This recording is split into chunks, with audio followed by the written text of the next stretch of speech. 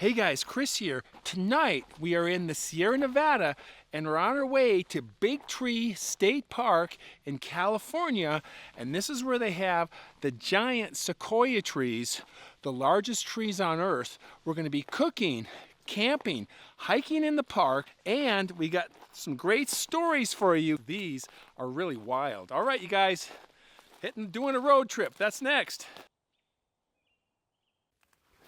Okay guys, I am in the tent and I wanted to give you a quick update before I go lights out because we're going to get up early, get the coffee going, and we're doing the road trip to the Big Tree State Park, and that's where we're going to do the main bulk of the stories in the forest. Pretty cool. We have a new merch store for Base Camp Chris that we've put together with t-shirts, hats, hoodies, coffee mugs, camp cups, and these camp cups, Base Camp Chris Keep Hiking camp cups, are made out of enamel metal and they're solid as a rock. You can put cold drinks, hot drinks in them. The Base Camp Chris camp cup, I will put a link in the description. We're going to be doing a grand opening of the merch store. So there you go. That's the update for right now. And I am going to bed. We're going to do coffee, hit the road, and then stories. Tomorrow is stories in the Big Tree State Park. Giant sequoias. It's going to be awesome. All right, you guys. I am back on the road. Let's do it.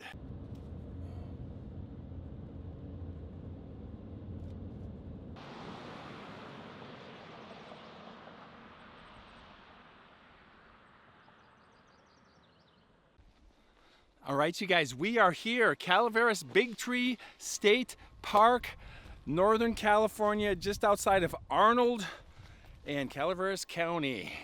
This is amazing. These trees are huge and they're 4,000 years old. Oh my gosh. All right, we're gonna take a little hike here. So this park, Calaveras Big Tree State Park, was established in 1851. That is when a hunter was going through the woods. He was looking for a bear he had just shot, and he came upon the base of one of these giant trees, just like this one behind me. And it became a park shortly thereafter.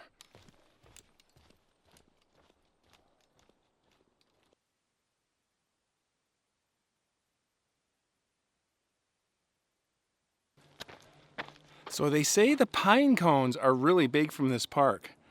That's not a pine cone from this park. That is a pine cone from this park.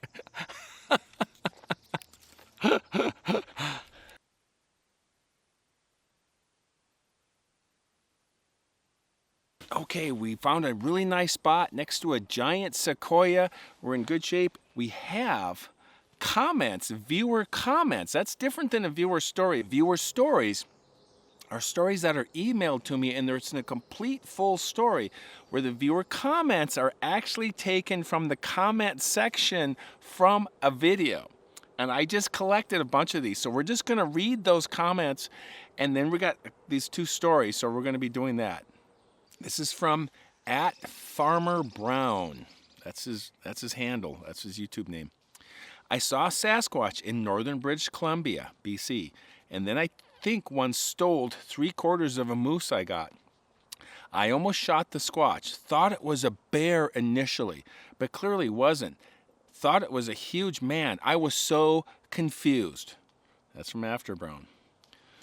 This is from Scott Buckley 6578. I almost hit something that was upright on the Trans-Canada Highway in northern Ontario. It was big and black. It was at night. Had to lock up the brakes in the car. To this day, I have no idea what it was. Wow. Here's one. Jenna Chester 558. Chris, have you ever encountered a Bigfoot? Good question. I think I have on a couple of occasions. The first one, I was in the Gold Lakes Basin on Goose Lake, and I heard some crazy howls across the lake. And then later that night, something came up behind my tent, and it was literally doing this. I don't know if I can recreate it, but let's go. Did you guys hear that? Behind my tent, like 10, 12 feet behind my tent. I didn't know what was going on. I unzipped the tent, took the headlight, and I stepped out of the tent. I went behind the tent, shined it, and I could see where the sound had come from because there was an opening there between two trees, and whatever it was still behind one of the trees because I could hear some movement. That is the same lake. I found footprints, human-like footprints, but these footprints were tiny, 4-inch, 5-inch long, human-like footprints in a very remote location, several of them, backside of this wilderness lake. No business for a 4-year-old, 3-year-old small child to be back there barefoot. No other prints beside that. Wild. Baby Sasquatch? I don't know. That was one of my experiences. Okay, this is from That Stewart Girl. Chris, love the Bigfoot encounters, as those of us who hike and camp know there is a presence that is large and intelligent in the forest. Bears, wolves, and mountain lions do not make nests. They do not knock on trees or use rocks. They do not build tree art. We are the only beings, either on this planet or off, for that matter. There is so much more. Just accept it. It's the natural world and cosmos. I'm at home in that space. Great storyteller. Keep hiking. Thank you, Stuart Girl. I appreciate that. Really interesting insight into some deeper, more meaningful things about Bigfoot and Sasquatch. It gets very involved if you go down that rabbit hole with Bigfoot. This is from Song of Mockingbird. This is interesting. It's real short, real simple. Them critters are all over the Ozark Mountains. I've done some stories from Arkansas, from the Ozarks, and they're pretty wild stories, pretty wild country down there, and there's some crazy, strange stuff going on. They call Arkansas the natural state, and they call it that for a reason. It's got a lot of wilderness, a lot of wildlife, and a lot of strange creatures. That's all I'm going to say. This is from Kurt Loptian, 185. One of the other commenters addressed you as Base Camp. Had to laugh at that. That one is a great nickname. Love your stories as always and your beer of the day choices. I find the various stories get me thinking and wondering about the variety of attributes detailed by those experiencing the Sasquatch. Most intrigued by what appears to be a means of telepathy the Squatch use with us humans and possibly other creatures. Wondering if you've ever considered a live show to hear more from your fans and Squatch fans. All right, two things. Really interesting about the telepathy and how they can get into people's heads and communicate to some people. And I've talked to people that Bigfoot, according to them, has talked directly to them. And some of these Bigfoot actually have names. That's all I'm going to say. And have you ever considered a live show to hear more from my fans? I have. I don't know even how you do that. So if you guys want to help me out, somebody in the comments down below go, hey, if you want to have a live show, live stream, or whatever the heck you call it, let me know how that works. Because I'm used to just pressing the record button and recording me doing my business out here in the forest like this. But I would love to do a live stream with y'all and answer some questions and just hang out and get to know you guys. That'd be fun. Art Tropical 5545. Absolutely nice channel to listening and learning English. Interesting. I'm every week in the forest in Germany and Poland. I love it. One of the scariest experiences I've ever had was a sudden, loud sound in the forest at night when I took a long exposure of photos trying to catch the northern lights. Northern lights are amazing, beautiful stuff. There was a full moon and snow. Absolutely quiet winter night, and suddenly I could hear a loud sound. Kind of a walking sound, but not running. I could not imagine or estimate. Is it 200 meters or maybe 50 meters? With this few lights I had, I wasn't able to define the distance to the loud walking sound. I ran 2 to 3 miles without stopping back to the village. Bigfoot is everywhere. Wow. Wow. Now, Jeanette and I, we were in Northern Europe and we went to Poland. Very beautiful country. Oh my gosh, just amazing. We were in the North Port City, and it had this historic center. Just amazing, but just beautiful country. So thank you, Art. Appreciate that. COE33 Beal. There was an experiment done on school children in a school where a teacher would be in the back of the class and the main teacher would be at the front teaching the students. The teacher in the back was told to look at the back of random kids' heads with punishment thoughts, just thoughts, just to see if the child would turn around. 90% of the children who were tested looked over their shoulder. People know when someone or something is looking at them that could cause them harm. It's in our makeup as humans. Trust your instincts and enjoy nature. Thank you, Chris. Keep hiking. Wow. Yeah, when you're out here in the wild and you hear things, you sense things, you feel things, you smell things, pay attention. Pay attention. This is our survival instincts talking to you to let you know if you want to see tomorrow, you might want to pay attention to today. Maggie Hart. I ran away from summer camp when I was 14 years old. I did this because I was scared of this happening. My mother wouldn't listen to me when I had an experience similar to this at my home.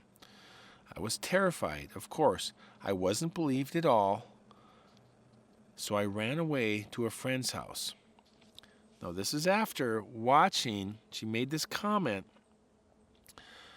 my video about the camp, the summer camp, kids camp in the Black Hills of South Dakota, where there was a Bigfoot that came up behind the cabin, and the kids were all hiding under their bunk beds, and then the camp counselor came in and he saw something out the back window, and then the kids explained that they heard something out there and then they saw something. Anyways, this is a response to that. This is a real person hearing a real story that I told, and this is what she had to say. This is what she experienced when she was 14. This was, and again, she has her own story, her own version of this, but interesting. OMG. This is from J. Christie 321. This is another one in response to the South Dakota camp, kids camp. When I was 9, I went to church camp for the first time. It was in an area known as the Cross Timbers in Oklahoma, where the woodsy eastern forest transitioned to the dry, flat Great Plains. It was a Sunday afternoon when the parents were bringing campers in. Once we were dropped off, we were largely unsupervised for several hours. As soon as I arrived, there was a word about a bobcat in the woods. The boys found it and would coax a few of us at a time to go look for it. Finally, I joined a small group of girls going through the forest on this hot, sticky afternoon. Finally, someone stopped us and pointed. We were at a barbed wire fence, and sure enough, there was something there in the woods. We got as close as we could, but because the thing wasn't reacting as we climbed through the fence, and inched closer, it never budged. I decided it wasn't real and walked right up to this gnarly little tree stump about 18 inches tall, and there was our bobcat. Oh my God. The camp talked about that bobcat all week. No one would believe us when a bunch of us girls said it was a tree stump. I cannot imagine how we would have reacted if anyone had come across a Bigfoot. There have been sightings in the past of that state. There has been sightings in that part of the state, but this was before the Patty film, so we had no clue. I frequently visualize the trek going through the woods when I hear these camp stories. Thank goodness we couldn't leave the campground after dark. There was nothing out there except woods and crippled little tree stumps just across our property line. Thanks for the great stories. Okay, so she thought maybe it's going to be a bobcat, and she confronted her fears, and she went right towards it. Turns out it was a little tree stump, and these boys were like, there's a bobcat. It's in the forest. That is so funny. That is so funny. Really interesting. You know, a lot of Bigfoot stories could be misconstrued, but I know a lot of them. Most of them are not. Larry Snelling's 7992. I had one and likely more coming into a hunting camp in 2021 near 4 Mile Lake in Oregon. They seemed to associate light with people being awake. As it came into camp at least 2 nights that I know of, almost immediately after the last light went out, I heard its breath and I heard it sneeze, and then I heard it walk.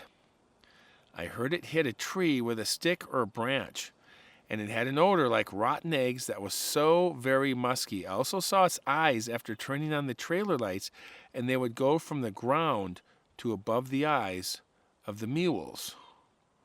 I'm not sure what that means. The mules, oddly enough, didn't seem concerned, and neither did the dogs. Oh, he had mules in camp and some dogs. Okay. So the eyes were above the mules. Oh my gosh. They came into camp before the moon came up when it was pitch black. So learned they could really see well at night and hear extremely well. It sniffed. It's hard to judge distance at night, but when he was hitting the tree, I would slowly unzip my sleeping bag. I slept in a tent, but he would stop to listen every time I did this when I unzipped the tent. When he started hitting the tree again, I would unzip some more until he stopped. Then I'd freeze. He was probably over 100 feet away and yet could hear me unzip the tent, or the sleeping bag. It was a sleeping bag, even as I was doing so quietly. When I got the zipper down to where I could lean up, he stopped and walked directly towards my tent, stopping, guessing, only 5 feet away. I could hear him breathe, and the stench was much greater. I had my rifle pointed at him, but wasn't going to shoot unless he tried to get into my tent. After a minute or so, he turned around, and I heard him walk away. When he stepped on a branch far enough from camp, I headed out of my tent into the trailer to wake up my uncle and grandpa. We found 2 tracks, the freezer paper we peppered deer steak on the previous night, and strangely, only 4-inch trees that were twisted off at the base of the ground. You could see the tree's fibers twisted. It was incredible. Knowing how well they hear and see leads me to think of no surprise they are not often seen. That is a really good point, because they are super stealthy. And I've heard stories, and I've told stories where they are going through a forest with brush, trees, and branches on the ground and not making a sound. And people have watched them going through silently. And I've also heard stories where they stand in the forest staring right at somebody, and they don't know it, and then they're scanning there, they're sitting there bored in the forest, and all of a sudden they go, oh my gosh, and they're looking right at, they can see shoulders and a head and eyes looking right at them. All right, you guys, thank you for watching. I had a great weekend. That was a lot of fun. A lot of fun. Big Tree State Park. A lot of memories I got. So Appreciate the likes, the comments. You guys like what I do, like and subscribe. You guys always know the drill. And so we'll see you on the next one. And as always, keep hiking.